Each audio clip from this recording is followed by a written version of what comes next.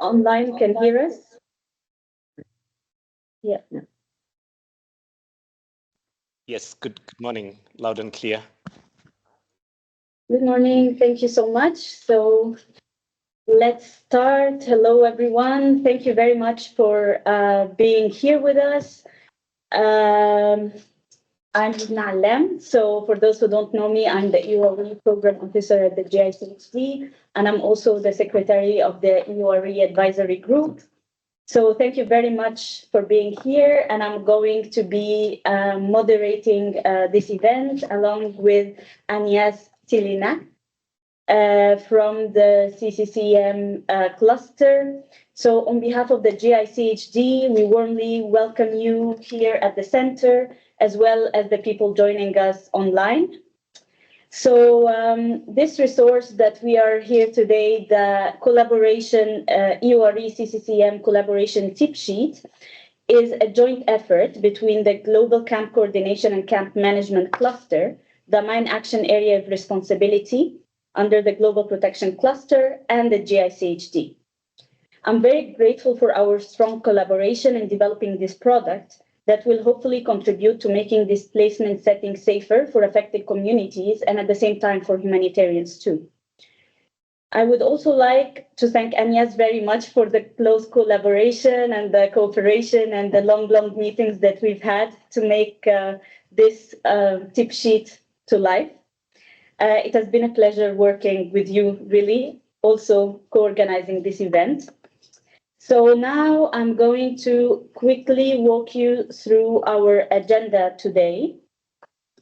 So at the beginning, we will have some welcome and introduction remarks from Ariana Calzavini, Head of Inclusive Risk Reduction Division at the GICHD, from Clémentine Pavier and Her Hayo, Global CCCM Cluster colleagues, and Christelle Love-Forest, Global Coordinator of the Mine Action Area of Responsibility. Thank you very much for being with us. Then we will provide an overview of the new tip sheet, highlighting the rationale, the key outcomes, practical entry points. And then we'll hear some perspectives from colleagues joining us online from the field, from Ukraine and from Gaza. Finally, we'll open the floor for questions, reflections, discussions, and remarks. So with that, I am going to give the floor to Ariana for her opening remarks. Thank you so much, Lubna. Welcome everyone to the GICHD, and thank you for joining us today, both online and in person. It is a pleasure to be here today and open this meeting alongside my colleagues Clémentine there and Christelle. And this collaboration with the Global Camp Coordination and Camp Management Cluster and Mine Action Area of Responsibility of the Global Protection Cluster reflects the GICHD's commitment under our current strategy to reduce the impact of explosive ordnance through synergies and practical connection with other global humanitarian agendas. Apologies for my voice, but I'm not feeling great today. Over the past years, we've worked to integrate explosive ordnance risk education into both education in emergencies and migration contexts. The tip sheet presented today is a direct outcome of the joint roundtable hosted here exactly a year ago, so October 2024, which brought together actors from our different sectors to share practices and forge new guidance. This tip sheet represents a concrete example of how mine action and particularly explosive ordnance risk education can be effectively integrated into other sectors based on established good practice by colleagues working in explosive ordnance contaminated contexts, along with recommendations for new areas of cooperation. At its core, this product illustrates collaborative progress towards a shared objective, protecting displaced populations from the threats of explosive ordnance. Such cooperation is vital in today's context, marked by increasing emergencies, ongoing conflict, and shrinking humanitarian resources. Pooling efforts is essential for civilian protection, especially for those on the move. This work also supports the implementation of the two main humanitarian disarmament conventions, The Cluster Munition Convention's Lausanne Action Plan, Action 27, calls for risk education integration across humanitarian development, protection, education, and related efforts. The Anti-Personnel Mine Ban Convention's Siem Reap Action Plan, Action 26, promotes embedding risk education and risk reduction programs within broader humanitarian, health, education, and disaster risk reduction plans. The tip sheet offers guiding examples and practical steps for cluster coordinators and practitioners to mainstream explosive ordnance risk education and expand cross-sectoral collaboration for the safety of displaced communities. With this, I would like to thank again a lot Agnès and Lubna for leading this process and Christelle for her unwavering support. And I'll give the floor to Clémentine. Thank you so much. So thanks a lot, Ariana and GICHD for hosting this event and bringing us together to talk about this important or critical topic. I mean, I think echoing the points of Ariana, the risk posed by explosive ordnance around the world, and notably in displacement settings and for people on the move, are not new to us. And I think we have in the past had very fruitful collaboration. But however, considering the multiplication of conflict, I think a lot of us have specific context in mind at the moment, the increase in forced displacement, and as well as the rise of humanitarian access constraints, there is a high need of renewed cooperation on this topic. I think we need to also keep in mind the context where at the global level we are all facing. We're a bit at a critical time for the humanitarian sectors and system with the ongoing humanitarian reset, which I think is high on the list for many of us, the reduction in global funding, as well as growing needs across the globes. I think this situation is leading us to, or calling upon us to increase collaboration, to build on each other's strengths and expertise, to further integrate whenever possible our programming and our coordination efforts across our sector. This is not necessarily new for the Global CCCM cluster. We have launched in early 2025 a new strategy for the next 5 years until 2029, which included as part of had many key priorities or key focus, and one of them was how we can better work across sector and better collaborate. This collaboration with the Mine Action EORE and GICHD also ties to two other strategic priority of the cluster, one being on facilitating or ensuring safe and dignified environments for IDPs and people on the move, but also on a renewed commitment to engage with and empower communities affected by displacement. So this new tip sheet really much fit into that strategic approach and identify very concrete actions to support explosive ordnance assessment and EORE delivery. And I know colleagues, both Agnès and Lubna, but also colleagues from a couple of contexts will mention, I think, such examples.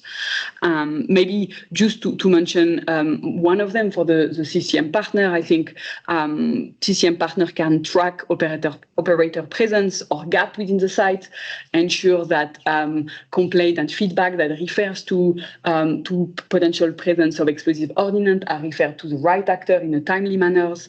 And I think those are some of the examples that the tip sheet is calling upon and looking at expanding. I also think together, both at national and global level, I think we can carry on advocacy, which I think is highly needed in those times, and to contribute to safer environment for all during displacement, as we also all strive towards solution. So I will only call on everyone to read and to share this guidance, and I will hand over to Dare for additional points. Thank you. Thank you. I would like to repeat the colleagues by saying thank you all for making this happen. I know it took time and effort. It will pay off for sure. And it is, again, a sign of collaboration. And as I was discussing with many colleagues, this is the time for us to work together more than ever, because I think Sometimes there have been questions whether the clusters and the other actors are working in silos. We have never done, but I think we need to take more steps to showcase that we are working together to bring an example for the results. I don't know what to add, but since you encouraged me, I'll just share a personal témoignage on why I think this work is really important. I remember when I was in my primary school in my country, sitting in my classroom where other younger colleagues had their break time, and we heard a big explosion, and we went, and some of my younger colleagues in the school went out of the school, and they found a piece, which was a hand grenade by them. They did not know what it is. They were playing with it. It exploded on them. This was the first experience where I very much noticed and lived with the fact that I lost some children that I was playing with in the school. Many were injured. After many years, we were in our house and we heard another explosion. This was during the embargo in Iraq, and because of poverty, children were outside to collect pieces of metals and sell them for very cheap prices in the market, and they found an abandoned rocket by the army in one of the valleys, and they went trying to dismantle it, and it exploded on them. There were, I remember, some 24 neighbors of mine in that experience. A dozen of them passed away. Many of them had to live with permanent disabilities. Then the world changed. I joined the humanitarian sector, and I remember the first I heard about this. Without thinking, it just hit my mind that by then I hoped that somebody would have given us some advices, whether as adults or as children, community leaders, local authorities. These memories will stay in our minds, of course, and but also the memories in the families and those who passed away and those who had to live with disabilities forever. There were many, many other experiences that we were living with, which just simply tells how important this work is. It is extremely, extremely important because, to be honest, violence happens for a certain number of years and people often forget about it. But the remnants, the impact, the explosions in the agricultural land, in the houses, the tents, the other places continue happening and people are suffering. In our work, we face this on at least on weekly basis in the areas where we have concentration of IDP sites, and we deal with it. And I think Ruxandra, myself, many others here, the CCCM, Clementine, Agnes, we have worked in the CCCM sector, and of course you are the specialized one that we see this is important. So with this témoignage, I think, again, we encourage this collaboration, and I think we really have to continue implementing it. There has to be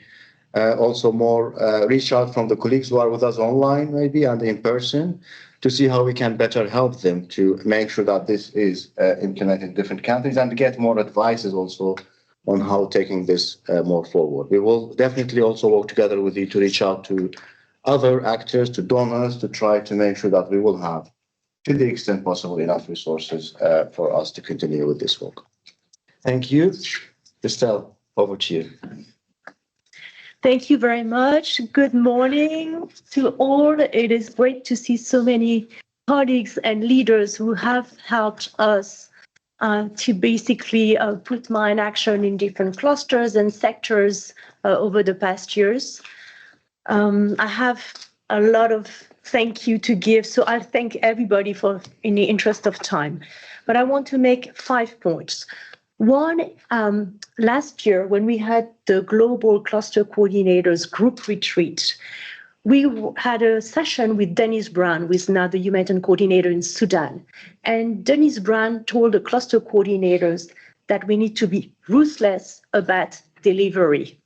So I want us to be ruthless about coordinating support to our partners so they can be super effective and impactful in terms of protecting people.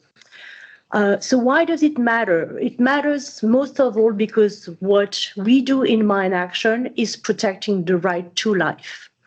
So when OCHA tells us because of the funding cuts, we're going to focus on life-saving only, well, Mine Action should always be in everybody's, agenda and priorities, because that's how we protect the right to life. Of course, the impact of mines and other explosive ordnance on human rights is huge. I want to highlight a very good paper by MAG on mine action in human rights, which highlights how it impacts different human rights. And one that's very relevant to my cluster in the shelter and camp management and housing, land and property cluster is the fact that mines and other explosive ordnance impact the right to adequate housing and secure tenure, because it prevents and obstructs the access to house and land, and therefore undermine the enjoyment of property rights.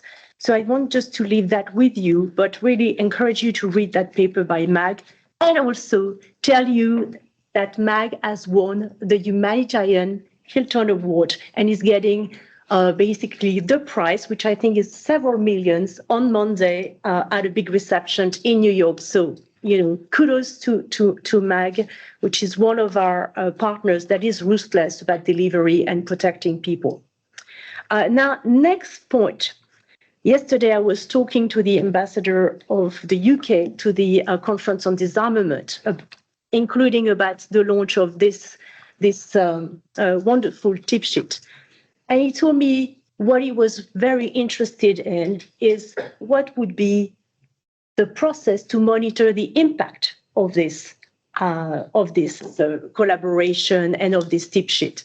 And so how do we monitor the impact? What would success look like for this tip sheet? It would look like no more IDPs or communities where IDPs are getting into accidents. And we are far from this. Today, I received a report from our Syria coordinator that there's been more accidents in the past 2 weeks, including child IDPs injured and killed in Syria. And Syria is, of course, one of the main country of focus right now of mine action. I would really like us to work together more with our colleagues in Syria. I hope they are on the line, because frankly, this is where we are seeing a huge number of accidents and casualties. But Syria is not the only one. We still see many casualties in Afghanistan, in Sudan, and many other countries. So together, let's try to reduce the number of casualties, increase accessibility of essential infrastructure, and also increase the ability of people to pursue livelihood, which means them having information about what the risk look like, so they can themselves mitigate it. My last point will be on livelihood. We will not succeed unless we can provide alternative livelihood.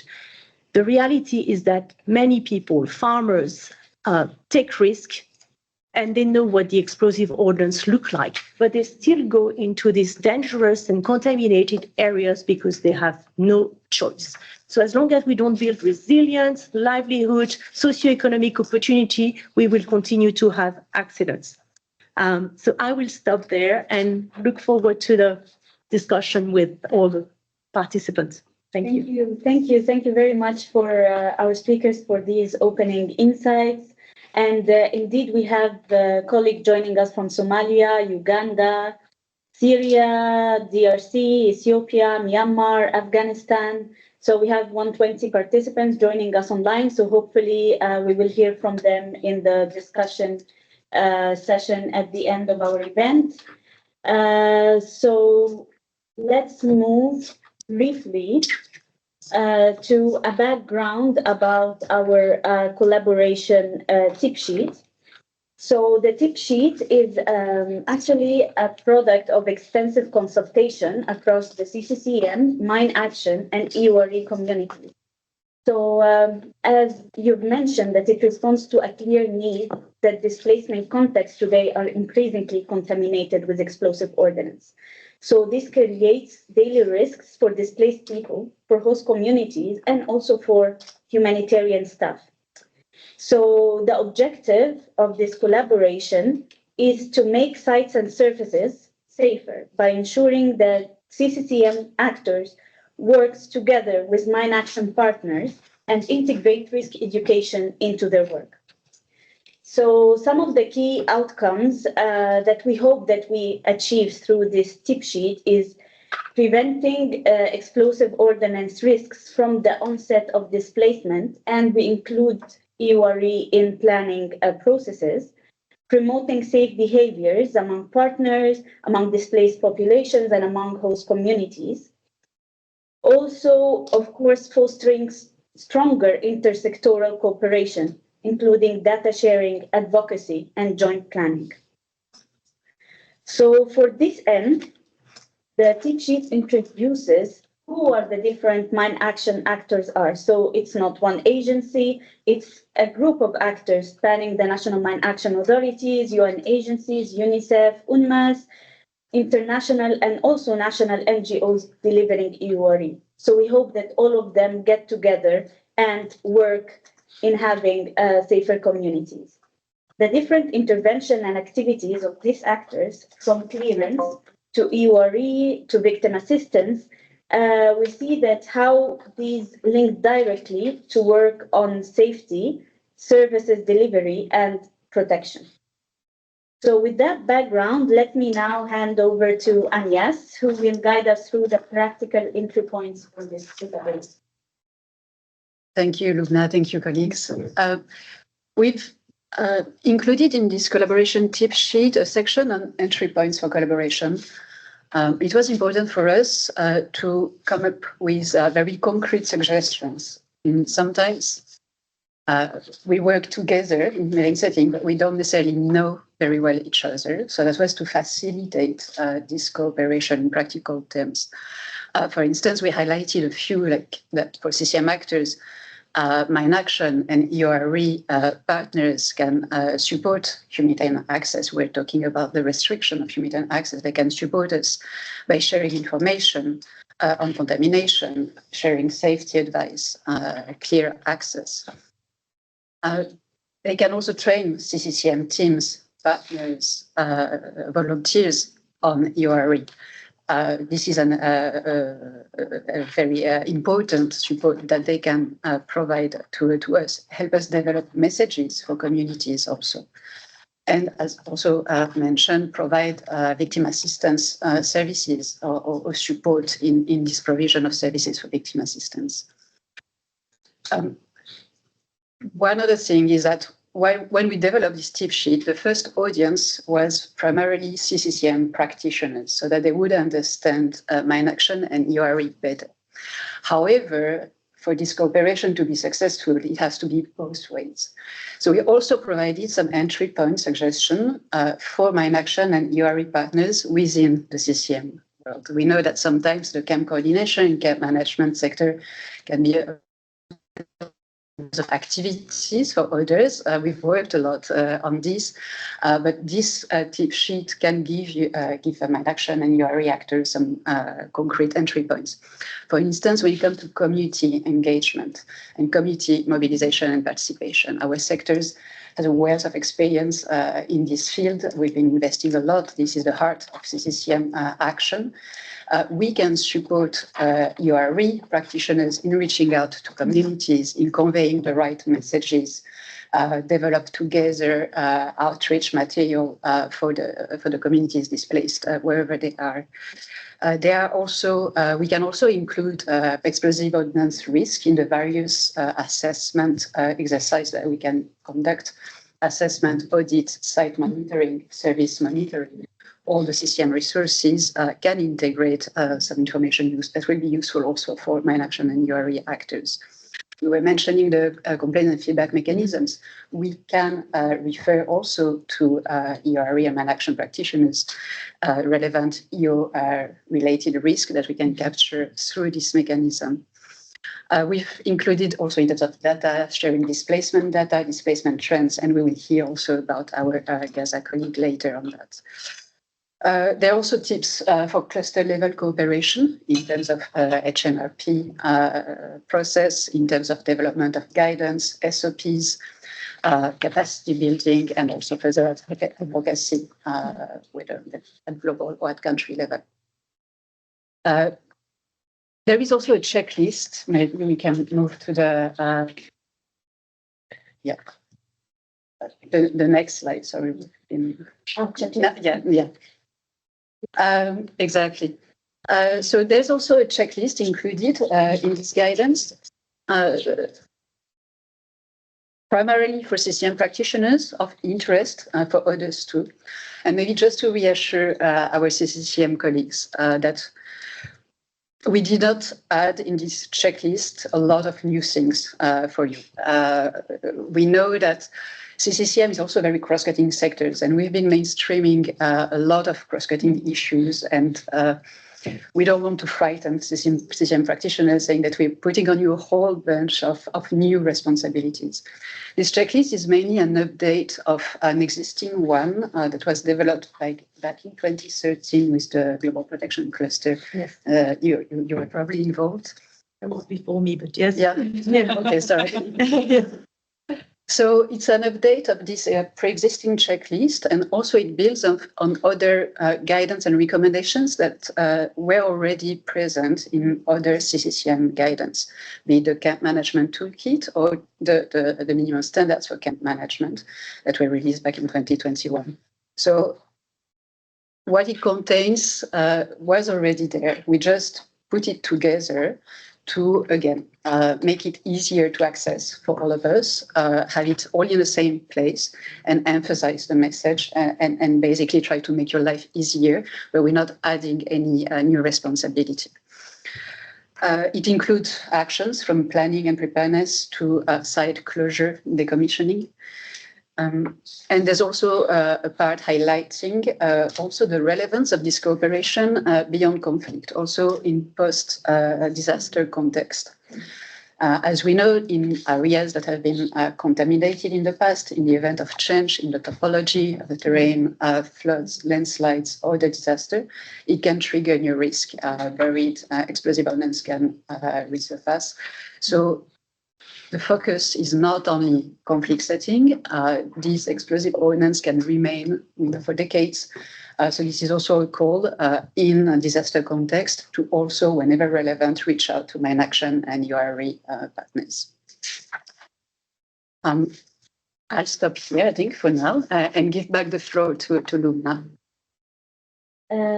Perfect. So as the tip sheet highlights, it's EO, or explosive ordnance contamination, poses direct risks to staff, partners, service providers, in addition to the displaced communities and host communities. So it was important for us that in addition to the safety measures that is already taken in site management, we also include risk education.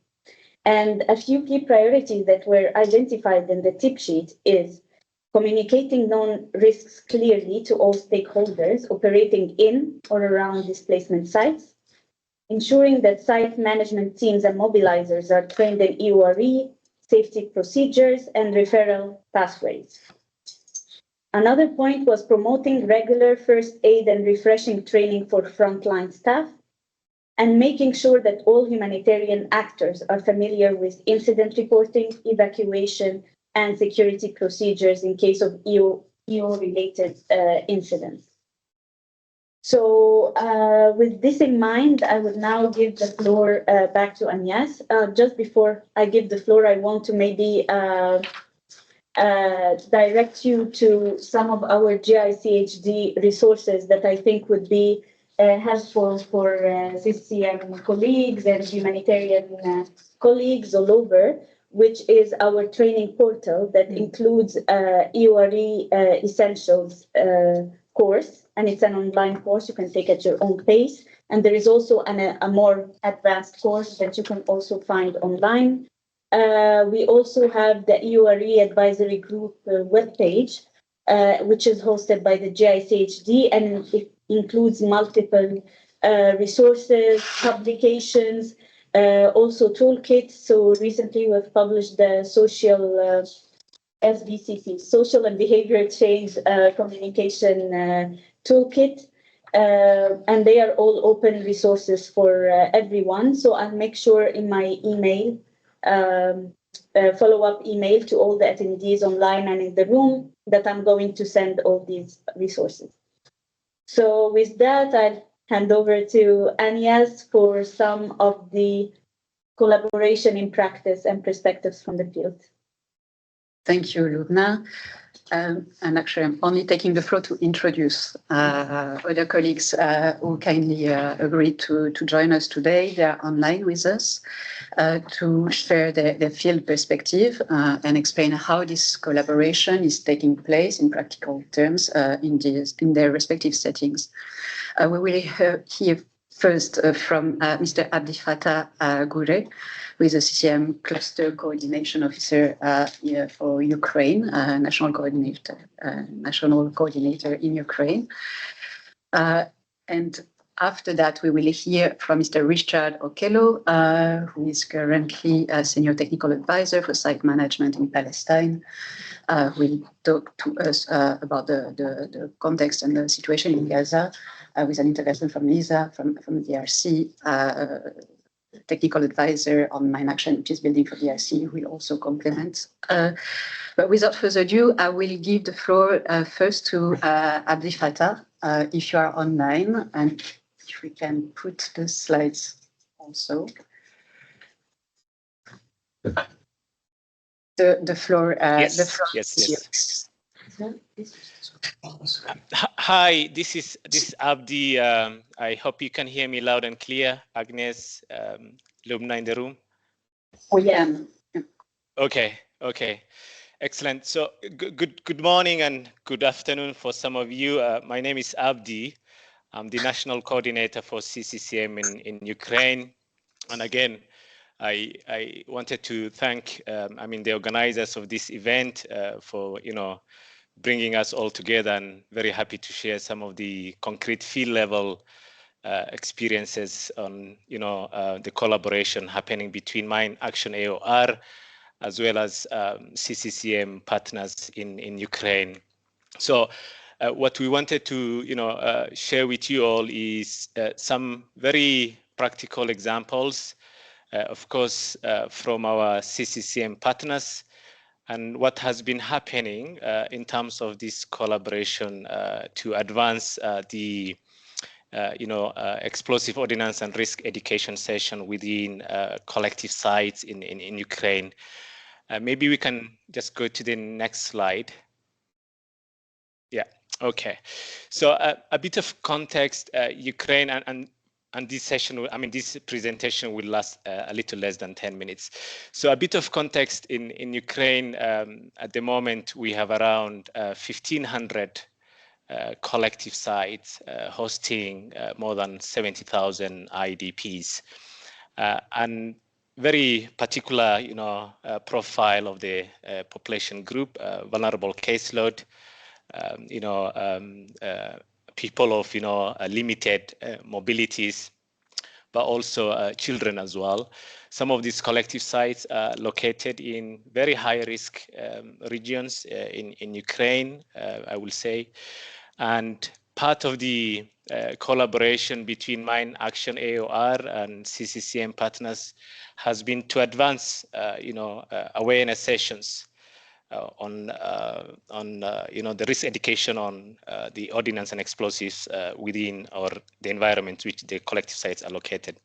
So I will say primarily our collaboration has been on one, creating those awareness sessions in collective sites jointly, of course, with the local authorities, the state emergency services of Ukraine, but also in collaboration, I will say, with the Mine Action colleagues in the country.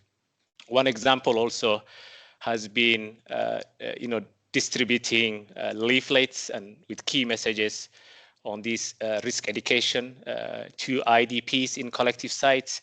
If you're looking at the screen on the right side, is one example of those leaflets being distributed by CCCM partners, over the past months and years, I will say.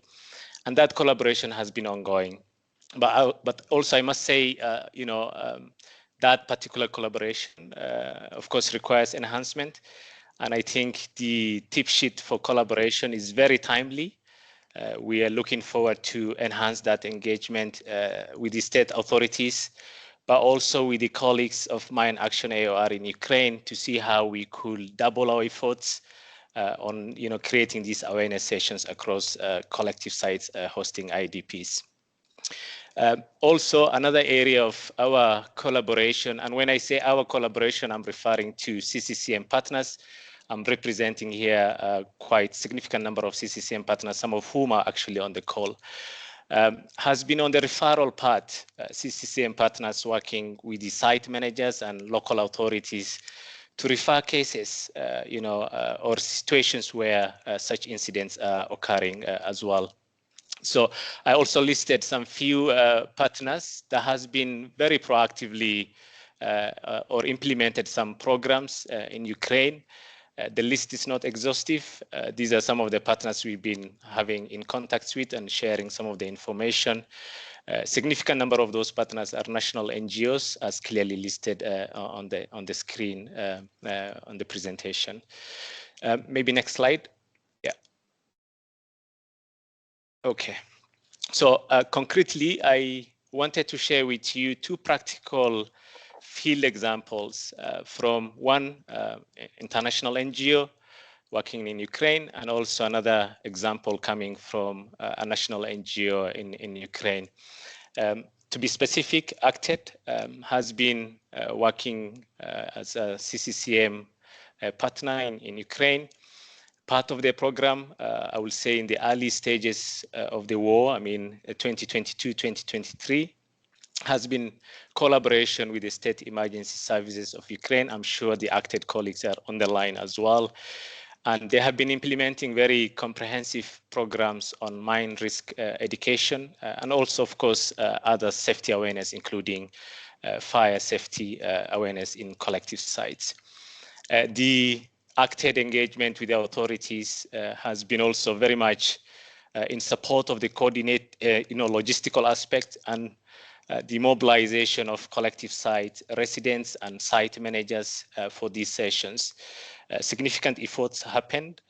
Some of the deliverables from this program has been, of course, safety protocols in case of encountering explosive ordnance has been enhanced through this engagement, but also looking into other, risk that are exposed to collective sites, including the fire safety measures as well.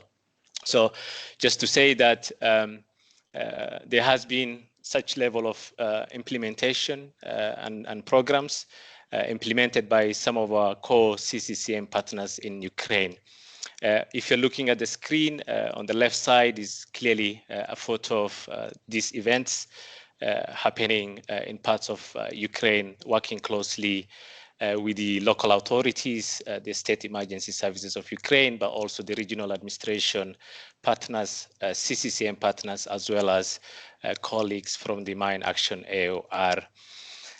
Also, secondly, if you can move to the next slide, I also wanted to share with you very briefly some very field level practice by our national NGOs. Our national NGOs play a significant role. In fact, within the CCCM partnership, national NGOs are the largest, the majority in terms of programming. And from Rokada is a local NGO that implements CCM program across the country. They had a program that very much focused on community engagement on risk education, and they have implemented this program the last couple of years, of course, in collaboration again with the State Emergency Services of Ukraine, very much coming into play because for us, engagement with authorities is very essential as well to advance that ownership of the whole processes as well. Through this program of community engagement, this national NGO was able to provide lectures and interactive tools with a particular focus on child-friendly, innovative approaches of engagement. I think that's very essential. And also this, I will link to the early remarks from Derhayo on his experiences on why we need, programs tailored to individual age groups as well. There has been also very practical demonstration in collaboration with the State Emergency of Ukraine, with the CCCM and Mine Action EORE colleagues in Ukraine as well as capacity development, as I mentioned earlier. But also, one very interesting point also is the legal and social consultation for survivors and referral. Rokada, through this program, has been able to support survivors through the legal processes and seeking support within the social services available in country. So these are some of the two practical examples. I will say they are not limited to only these two. They are quite substantial work done over the years, but absolutely there's a need for us to enhance the collaboration, but also on the programming aspect, particularly on community engagement, on risk education. The last slide, if you can go to the last slide. So we wanted to share also from Ukraine what we see as an impact. And I think this tip sheet collaboration with Mine Action EORE comes timely as well, is we see in areas where these programs has been implemented, a very enhanced preparedness and protection awareness among displaced living in high-risk areas. As you are very well aware, the context in Ukraine still remains volatile, very violent in terms of the conflict, and we continue to see some of the IDP collective sites being, hit as well and facing those, risk as well. The authorities from this collaboration by our CCCM partners have also recognized as a very good model of effective partnership. We would like to see that also enhanced in the coming months and years as well. And then also very much aligned or linked to the recommendation in the tip sheet and some of the recommendation coming from the panel members is how we can scale up age-appropriate trainings for particular groups, population groups, when it comes to children, youth, and adults. You may have seen in the last slide, one of the national NGO had adopted very innovative approaches on risk education targeting children. And I think this, I will also link to the very sobering, experiences shared by there on how we can advance, a tailored level of education or risk awareness sessions for the children as well. And then, of course, the other one, as a recommendation from our side moving forward, is to deepen this partnership with the local communities and, the education systems in Ukraine. We see there's a very strong ownership. The institutions, the authorities, different departments are playing a very key role. We would like to see that, also advanced in the coming weeks. So in a nutshell, with a very reduced funding context, a very changing outlook, I think there are also opportunities for us to advance, and some of those practical examples in Ukraine speak for themselves on how we could actually advance that collaboration with the Mine Action EORE. I will stop there and then very happy to take if there are any questions or follow-up needed. Thank you. Thank you very much, Abdi, for sharing these good examples and strong examples. When it comes to the questions, we will have a session after the example of Gaza. So we will be able to open the floor in the room, but also go through the question that may be put in the chat. So also a reminder to let you know you can include your questions in the chat. We will monitor. So again, thank you very much, Abdi, and we will get back to you after the presentation from Richard Okello, who's again Senior Technical Advisor for Site Management in Palestine. We talk about the situation in Gaza. So Richard, the floor is yours. Thank you very much, Agnes, and good afternoon, good morning, colleagues. It's really pleasing to see familiar faces online. Gure, Abdi, nice to see you. There, Clem, thanks for arranging this. I thought it was really a very good opportunity for us to showcase how we could be able to collaborate with the Mine Action. Our work is very connected. So I want to take you through, I should actually recognize also the presence of my Gaza colleagues who are online. I've seen Katarina with the Mine Action EORE. I've seen Madi. I work with Madi here. I've also seen Rowan and others that I may not be able to recognize. So Gaza is unprecedented situation. And as you can see, my first slide is showing you the settlement type, that people don't have space to live, even to pitch up their tents. That slide you're saying people are now pitching up their tents in a dump site. And that speaks to the risks that they are exposed to. Please take me to the second slide. In Gaza, it's a rapidly changing situation. The number of sites keep growing, keeps shrinking. As of yesterday, we're talking about 1,638 sites. And out of these, we were able to assess only 780, which are currently active. But the active site could change, the situation can change rapidly. 2 hours will change from being active to being inactive, or from being inactive to being active again, because of the rapidly security situation. And our presence in all these sites is very limited. We have only 7 site management. In Gaza, we avoid the name camps because the name camp has been in Gaza for quite a long time, since 1947. So we prefer to use a more acceptable term, sites. Our partners have reasonable access to 230. So, but this could also change. As I'm speaking now, if something happens, then partners will not be able to access all these sites. Next slide, please. Now, when we talk about typologies, it's very difficult to the classical CCCM site typologies. In Gaza, we have collective centers, those that were initially refugee camps. But also when the incursion started, many people took shelter into schools, into hospitals. Others are managed, others are not managed. So, but the makeshift sites, this is a new terminology, that like the one I showed you in the first slide. People move and set up a tent for a few days if they remain safe, or again, this can be disrupted. We also have what we could not describe, give it a name. We call it scattered. From along the routes, beside the traffic roads, you find sites just put along, and people maybe feel a little bit safer to be in open. Recently, there are many people who have chosen to live on the streets without any tent over their head, for the fear of 2 things. There's no space. Secondly, they don't have shelter materials.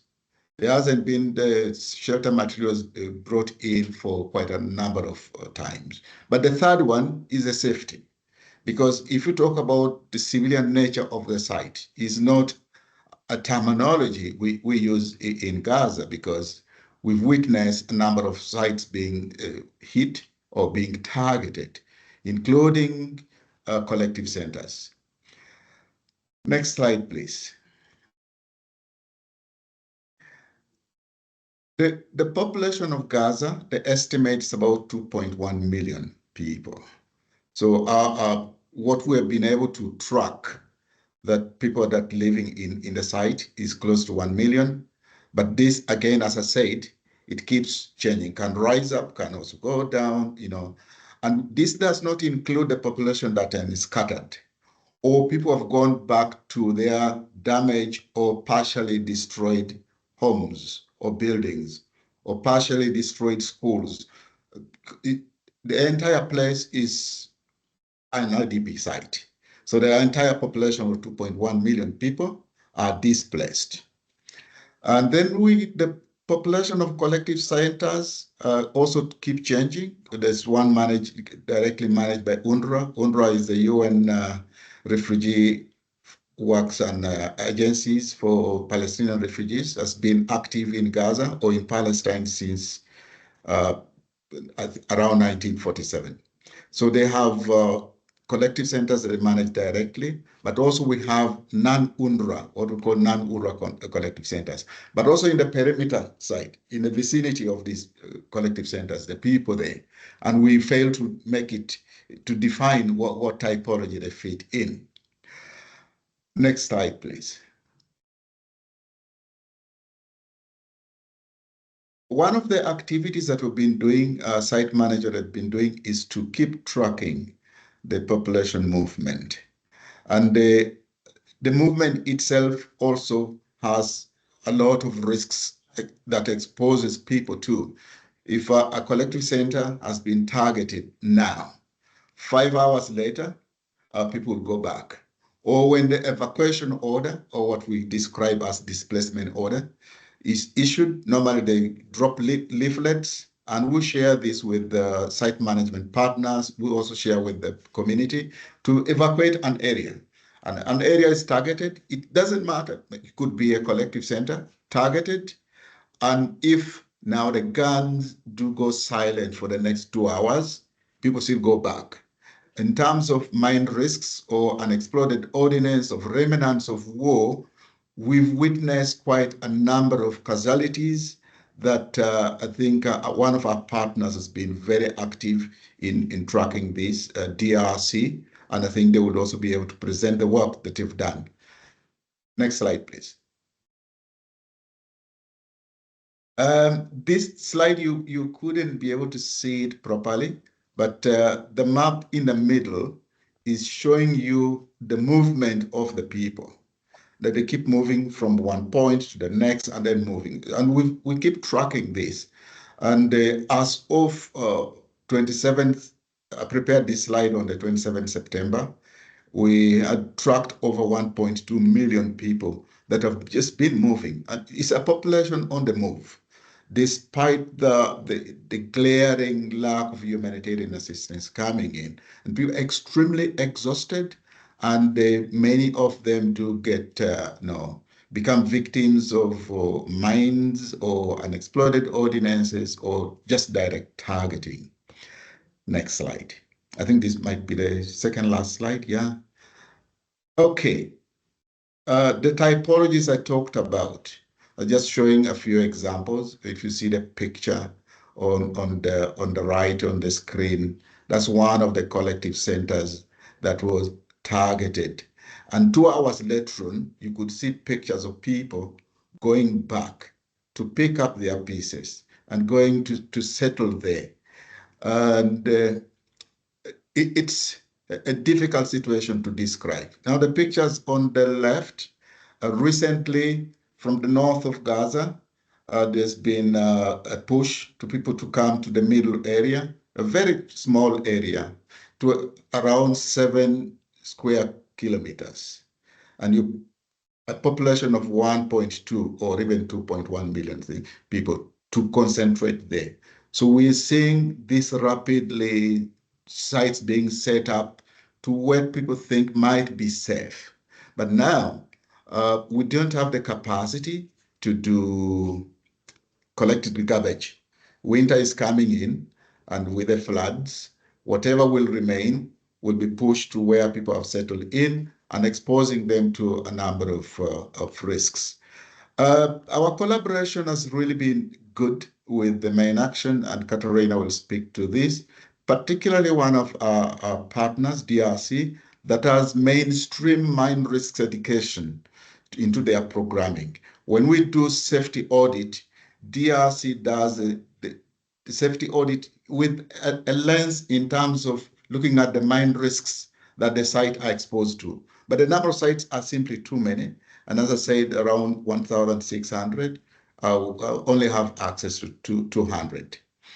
As we speak now, we've contacted the Mine Action, and there's going to be a TOT for all our partners to be able, when we're doing communication with the community, we need to infuse some of the mine risks messages to the community. This is all. I thought I would just give you a brief update of the Gaza. Over back to you, Agnes. Thank you very much, Richard. You mentioned Katarina. I don't know if Katarina wants to say a few words.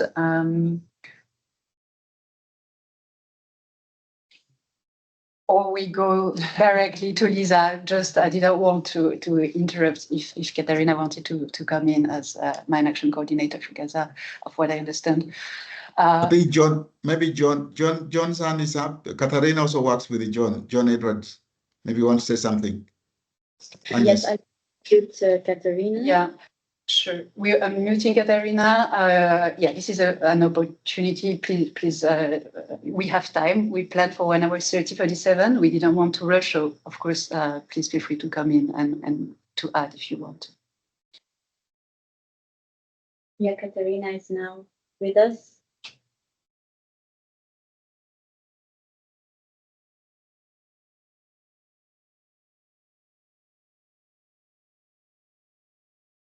Sorry, guys, it took me a bit. Hello, everyone. I think John actually just had a few comments and he wanted to come in before me. Thank you. Can we unmute John as well? Yes, he could unmute himself. Yeah, hi guys, thank you. And also super timely to be having this conversation. I think just a couple of points to add on to Richard's and a couple, I guess, lessons learned from our side a little bit. Obviously, mine action sits within the protection cluster, and obviously because of site management's unique role and particular access to communities during multiple cycles of displacement, it's not just mine action actors who are looking to integrate and support site management activities. And I think a good example of this, as Richard mentioned, is with support to reception points and monitoring points. Because of that sort of entry point for integration, all protection partners were very keen to support those points. And this led to feedback from site management that we were sort of overcrowding these points. And I think that for me highlights the need not just for mine action AOR and mine action actors to coordinate with site management actors, but also to coordinate with all the other AORs under the leadership of the protection cluster to then coordinate with site management. One of the ways, as Richard said, that we're sort of trying to overcome that to make sure we're not crowding reception points is instead of sending mine action staff to conduct EORE or safe messaging, to provide train-the-trainer type training so that site management staff can disseminate those safe messages themselves at reception points or at monitoring points. I think also just to highlight, because I didn't see it on the list, but it does go beyond EORE as well in providing things like explosive hazard assessments of those sites to make sure they're low, medium risk of explosive ordnance prior to setting up sites or distribution points as well. Katarina, if you have anything to add, please come in. No, thank you, John. I think you covered it pretty much. Yeah, that it would be also great if, of course, we would be also prepared for this. We might have a few comments beforehand, so we could have included more information. But yeah, thank you very much. Thank you, Katarina. Thank you, John, for this. And before we open for question and answers, I want to give the floor to Lisa. So Roman, and thank you very much, Lisa, for stepping in. When we were preparing this tip sheet, we received this very good case study from the Danish Refugee Council in Gaza on integrating EORE site management. And we saw that was a very also good examples of how the two can come together, and wanted to give the floor, the opportunity to GICHD to tell us a bit more about it. So thank you, Lisa, for that. Yeah, thanks so much, Agnes, and thanks so much to GICHD to bringing us all together. I think GICHD has this good opportunity to be a convening space, on the one hand, to set standards for collaboration, but also to bring people together. And I think these hybrid modalities are actually such an amazing opportunity to connect with people at field level. Yeah, just humbled by the fact that there are so many experienced colleagues on the call. So I will focus on the tip sheet and on the information that I've received from my colleagues that are on site, and that many of the Palestinian partners that we work with on a day-to-day basis that are implementing these efforts. And I'll try to sort of give you as much information as I received, but there might be also additional elements come in during the Q&A, and I'll just complement what other colleagues have said around the situation in Gaza. So the partnership and the case study that you just mentioned really emerged from a study that DRC conducted in October 2024 in Khan Yunis and in Deir al-Balah, in which we surveyed around 103 people and conducted a number of key informant interviews, and that demonstrated the clear linkage that exists between the repeated displacement patterns and the presence of explosive ordnance. So I'll just go through the numbers. We've had a lot of sombering examples throughout this meeting, but I think it's important just to understand the gravity of the situation. So 90% of the population in OPT are displaced. On average, communities have been displaced 6 times. Some even reported up to 19 times, often without warning. 95% of people reported knowing somebody killed or injured by active warfare, and 99% witnessed the use of explosive weapons within their communities. So those two elements, they cannot be separated. And in fact, the operational realities that everybody has already hinted at sort of demand this enhanced collaboration from us. And it underlines that the silos that we think through at HQ are very much an HQ problem, because when it comes to the opportunities on ground, people do collaborate out of bare necessity. And I think we need to be a lot more distinct in our support for those kind of collaboration, and flexibility. From a funding perspective is extremely key for DRC. Our Danida funding has really helped us to implement some of the support structures. So I'll just briefly go into how this site management and risk education work together and how it looked like in practice. Basically, when we look at the example of WASH, for instance, these site management or maintenance committees face, of course, enhanced risk. They move a lot more than other community members, but they also know the environment much better. They can thus identify safe locations for training, and so it's a really it presents a key entry point to then conduct effective EORE sessions. And from an EORE perspective, as DRC, we adapted some of our messaging accordingly so that it would fit within the emergency context. And so overall, this collaboration really has led to not just operational gains when it comes to safety and sort of sharing resources efficiently, having not to use so much fuel, et cetera, et cetera. Those are all efficiency operational gains, but it also has helped to have the community own those sessions more, because they're a lot more adapted. We go through trusted partners. We involve the site management committees in selecting some of these partners, and we ensure that the lessons are inclusive. So it's really this blended modality that DRC works through, where we work mainly through local partners, but also with some national and international colleagues supporting them. And I think this is key. I think this underlines the necessity of localization, but also it underlines the different roles, the complementarities that we play as international versus local. And I think there's an element of advocacy that is needed at international level. There's an element of risk sharing and risk management. Mine action actors can often provide clearer guidance on how to do risk management, right, to actors that do not know how the contamination context looks like. So there's many complementarities that are there. And as DRC, we are, of course, a broad-based mandate organization. So we bring all these sectors together.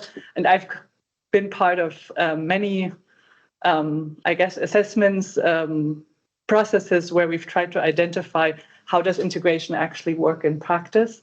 And one of the things that we have realized, and it has come out very clearly also in this session, is that integration is not a byproduct, right? It just doesn't, it might be an operational necessity, but it doesn't mean that it's easy, right? So in order to make it easier for colleagues on ground, I think we have to actively push for integration, actively provide modalities that facilitate integration. And it's a process where both parties have to engage and come together. So that might be, practically might mean, okay, we share fuel today and you give us fuel tomorrow or something like that. But that is an easy conversation on site. When you multiply that by a project budget, it might get a little bit more complicated, and it might get particularly more complicated in the resource constrained environment that we're in today. So I think, again, this is a plea for more flexible funding, and we have a lot of donors that are supporting us in OPT and other contexts that do provide that flexibility. But I think at the global level, we have to find modalities, including through a tip sheet, including through enhanced dialogue and thinking through standards in order to ensure that this integration is not just something that emerges from the field level, but that is also supported actively at HQ level and becomes not just a necessity, but also just an easy thing to do because we have the right resources. So I think those would be my points. I hope. Quite good. Thank you so much. Thank you very much, Lisa. Thank you to all colleagues, actually, our presenters. I think now it's time for the question and answers. Did we receive any in the chat? So I think also people can either post it in the chat, or you can raise your hand if you want to do your intervention live, and then we can unmute you. Is there any from the room? Yes, I see your hands. Thank you so much. So my name is Greta Zender, and I work for GICHD as head of external relations, and really so happy about this initiative. And I'm just wondering, maybe a question to people in the room, but also to some of the excellent colleagues we heard from Gaza and from Ukraine. To what extent can we really showcase what we've been doing between the CCM, the ManAction EORE, GICHD, but now really bringing it to other clusters as well? I'm thinking shelter, food security could be some of them, but also looking at humanitarian coordinators in those countries to make sure they don't see ManAction and EORE as something really niche and siloed. So just wondering whether you have concrete maybe experiences, whether it's at the global level, some of the discussions you have maybe with other cluster coordinators, or at the field level, how you can bring that good message forward. Thank you. Thank you very much. I don't know if or we can also ask to the agencies. I would, if okay, I would probably give the floor if anybody from the countries wants to come with some examples, and maybe the global coordinators also, we and you and all of us have some responsibility probably to try to answer that question, because it is also our role partially.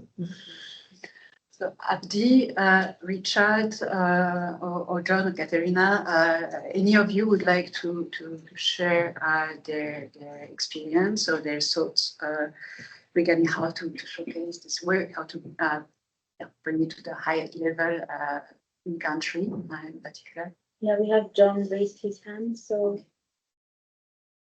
Yeah, hi everyone.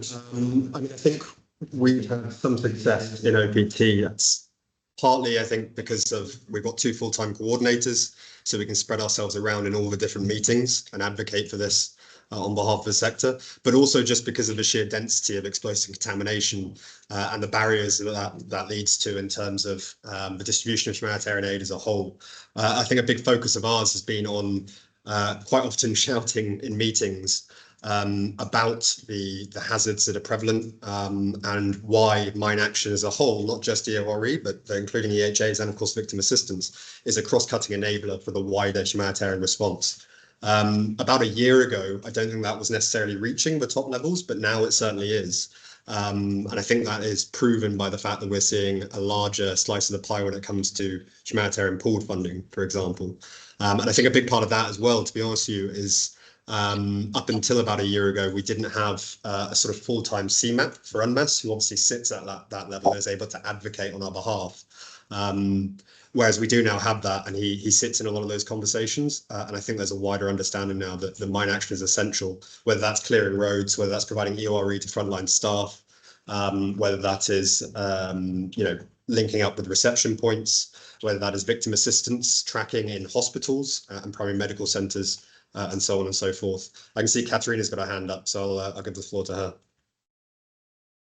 Yeah, thank you, John. Just quickly, maybe to add very, very small detail. We also been quite successful with our technical working group. All of the technical working groups, they are quite active, and actually they are finding solution to many issues which are sometimes popping up very quickly to this fluid context, which is rapidly changing actually. So I think that was a big success. I think like entire AOR, including technical working groups, very united and solution oriented. Thanks.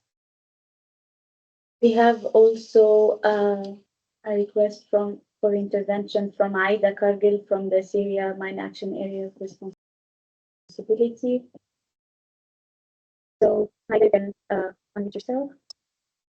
Hello, everybody. Good afternoon. I just wanted to give a few points, maybe not to answer to the question that was posed by Greta, but also just really to start by thanking all of you for these efforts and for the tip sheet. It's extremely, extremely important and relevant, and will be shared in Syria with all the partners for sure. A few points on the Syria situation specifically. I think, as you probably all know, Syria has just got a new government with inexperienced authorities to a large extent. So the collaboration is still in the buildup. But at the same time, the Syria response is really underfunded. And so specifically also for coordination, the clusters and the sectors now are quite understaffed. At the same time, we have a number of different emergency situations arising, where the functionality of sectors collaborating with OCHA has been really a challenge in terms of putting everything together. So I will admit to have not to the full detail read the tip sheet, but I would want to maybe raise sort of a few points to add to this, and to maybe provide for a little bit more information on how we would manage in terms of understaffing this dynamics between CCCM cluster and sector here and mine action AOR. And then I also wanted to sort of bring the elephant into the room on humanitarian reset and how we will be able to use this tip sheet once the humanitarian reset kicks in and things are changed within the protection sector and protection clusters. I'll stop here and hand it back over to you. Thank you. Thank you. Thank you very much, Aida. Maybe there are a few points. I don't know if you would like also to comment or to. Maybe I'm happy to make a couple of points and. No, I mean, my point is quick. I mean, the humanitarian reset was mentioned. Also, we have to say that the shelter, CCCM, and the HLP are going to join forces. I don't want to mention the word merge, it's joining forces. So I think it will give us more opportunity also to work. We are discussing with the colleagues on how to even bring a stronger voice for the mine action into the discussion. But more to say on that very important question is how to have it more acknowledged by the different actors, how to have it owned. And you are asking this because, you know, it's difficult. It's difficult because these kind of specific activities is not to tell, and you were telling that you were discussing with the British ambassador, and we were discussing with the donors as well. Often they say, how can we see the impact? It is actually, the impact is what would not happen if we do a good job, not what would happen if we do a good job. So that's why it makes it sometimes a very thankless job.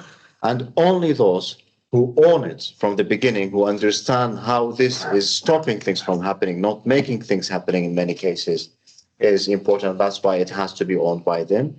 And I think for that reason, very much we need to really engage first among ourselves. Let's empower each other more. We will definitely take the responsibility from the CCCM perspective. And we saw Gure, you saw Richard and all the colleagues, how much they are working closely. And we can mention many, many examples. Believe me, like as cluster coordinator in the field, we have endless numbers of examples, how much we have been working. Maybe we did not do a good job by recording these examples, and I think we should do that as well. So let us try to probably engage with the actors proactively and agree on some common messages, not only to the directly affected population, but also, as you mentioned, to the senior humanitarian decision maker, local authorities, etc. And maybe just adding to that, I think the key component is really data, right? And giving having the ability to tell that story in terms of how the collaboration has worked.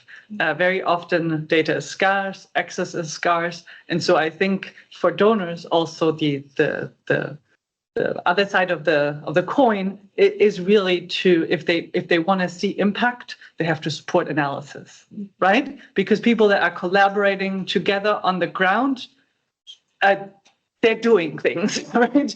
They're not necessarily, we don't necessarily have the capacities to document everything, right? Because we're focused on clear, on alleviating the issues that are in front of us. And so I think that very often you think, okay, this just comes as a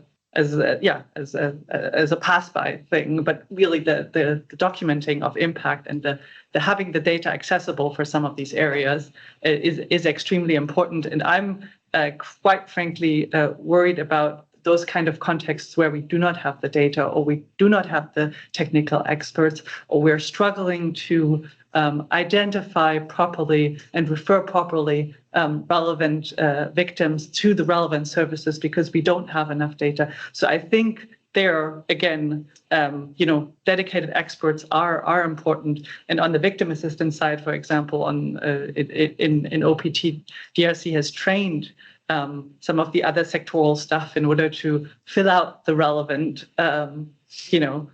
sheets for the specific victims of explosive ordnance. So there are some technical skills, there are some practices that we can use, including through TOT, as the colleagues have mentioned. But I think at the global level, we have to also bring those kind of data points and those kind of conversations to the donors, to all the different communities, so they understand that it's not just a byproduct. Mm-hmm. Thank you. We have a question from Mohammed Wakil. So Mohammed, I'm going to unmute you, so please introduce yourself.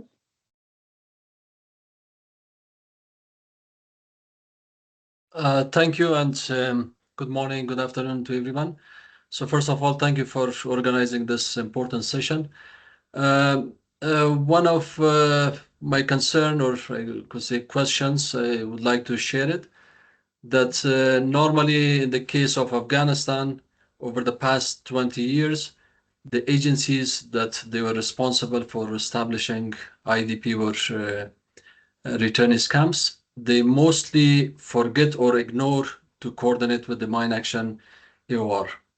There are several examples over the past 20 years in Afghanistan where IDP camps were established on EU contaminated sites in east of Afghanistan, where we recorded several accidents where happened inside the IDP camps.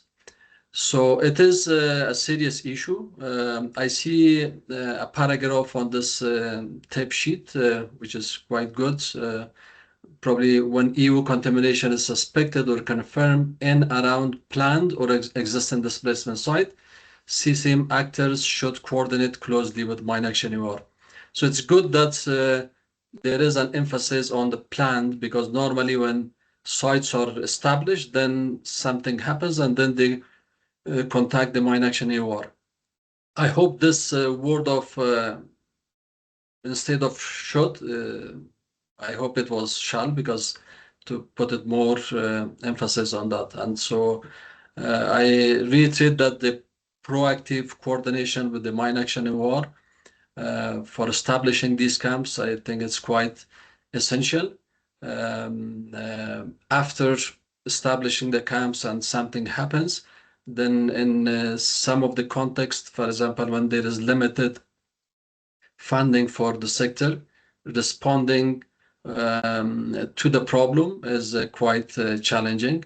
And if funding is allocated by the clusters or by the OHIHF or any other means, then it takes quite time or several months to respond. Thank you. Thank you very much. Do we have time for more questions? Thank you very much, Mohamed.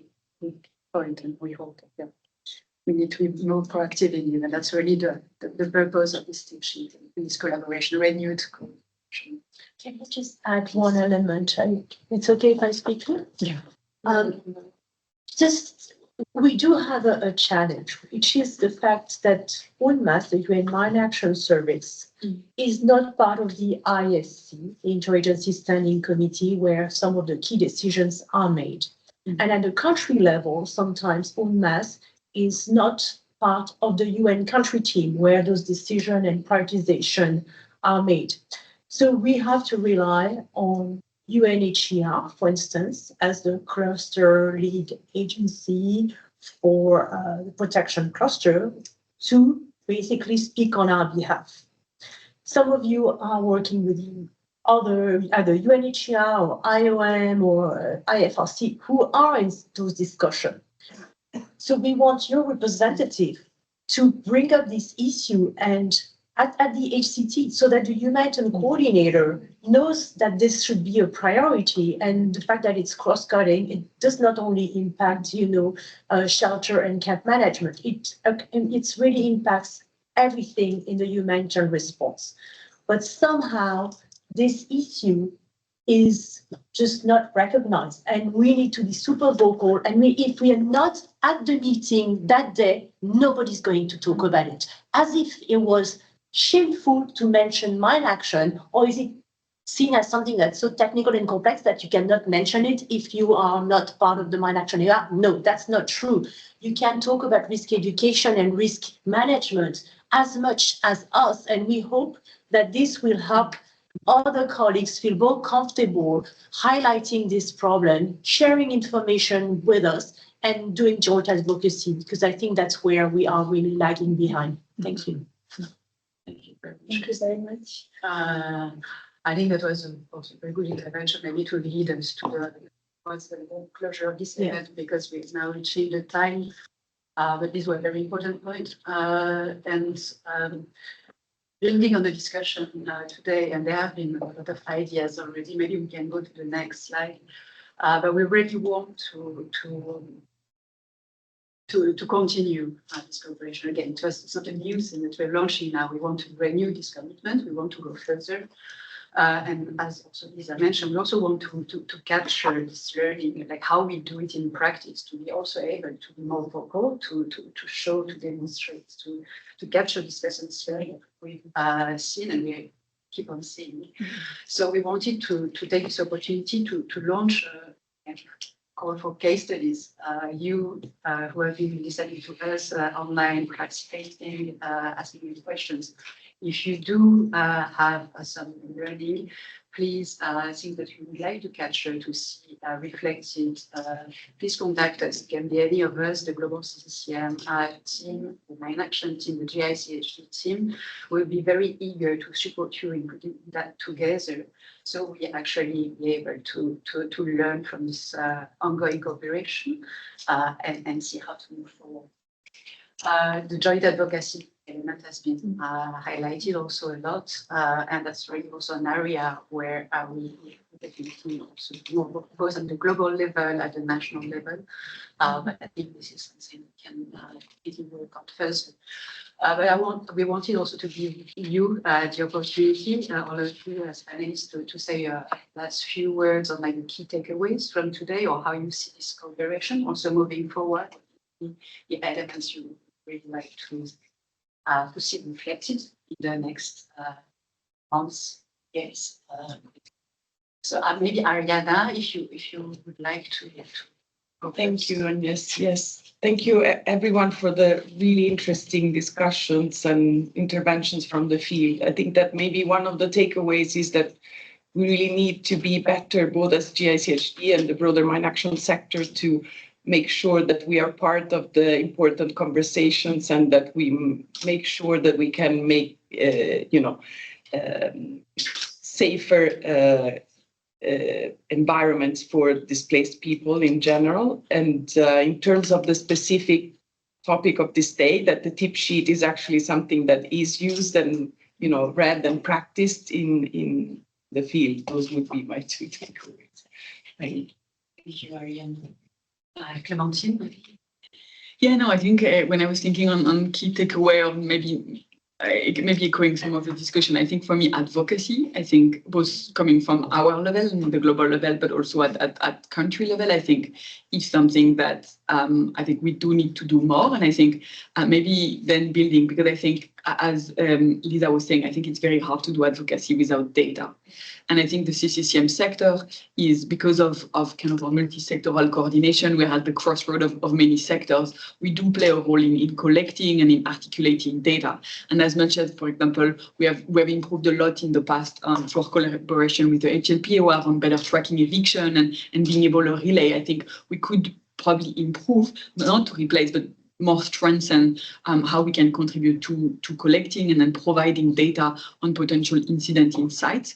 I think we have a lot through our site monitoring or complaint feedback mechanism. We have a lots of ways that we could better ensure that a component of mine action or mine incident or also what work is being done in site could be better captured. And I think maybe just to echo finally the comment I think from Mohammed on Afghanistan, I think as much as we take a day today to celebrate the work of colleagues and celebrate this tip sheet, I think as we saw, we still have lots of work to be done.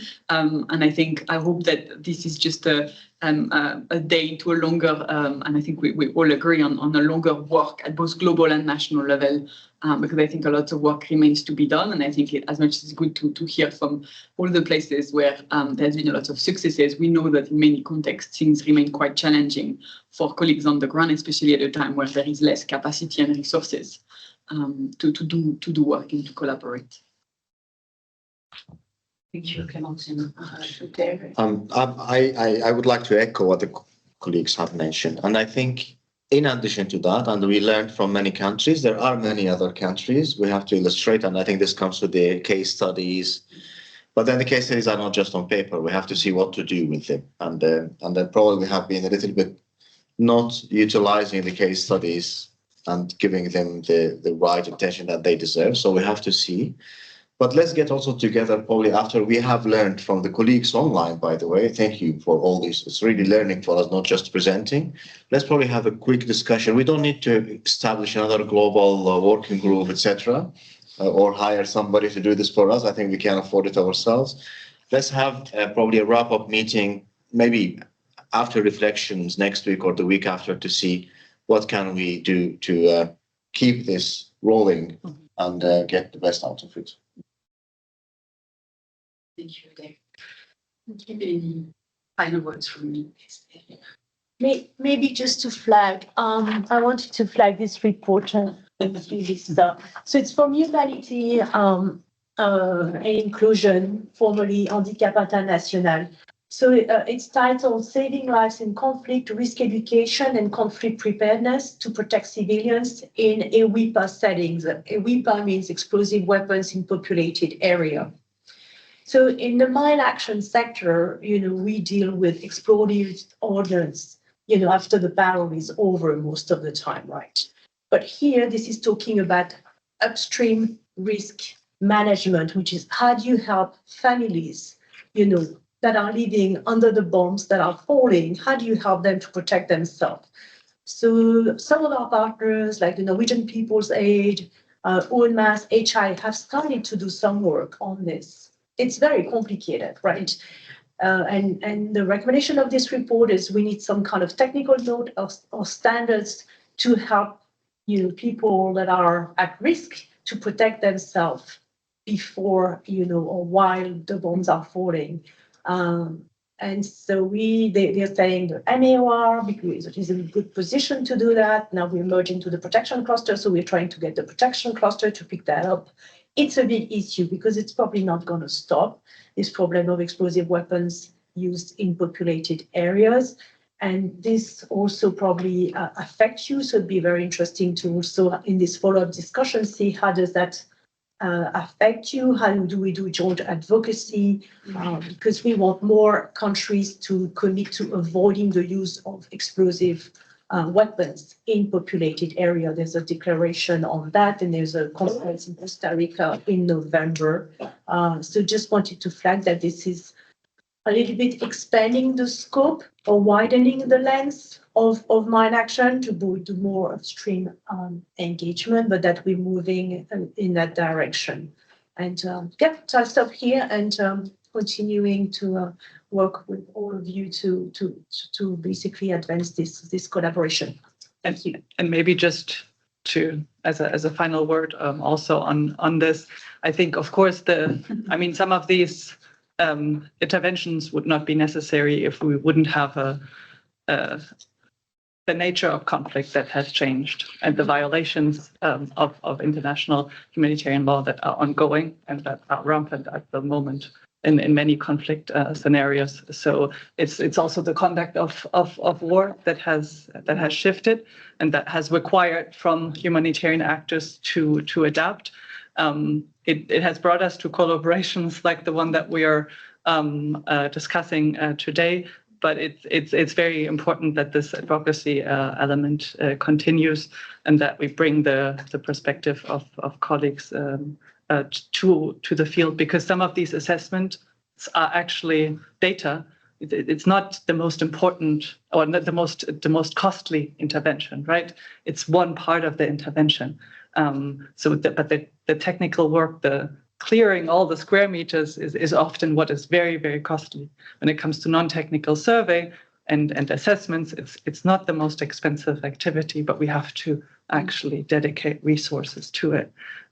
Same for risk education, same for victim assistance. Those are the three pillars of mine action that are constantly underfunded. So I think it's also a plea to donors to also not just flexibility, but funding from a qualitative perspective, because in order to document impact, it's very often qualitative, and it's very often the assessment and the collaboration with other sectors. So just wanted to underline that once more. Great. Thank you. Thank you. Thank you very much. And I cannot echo more what you've mentioned.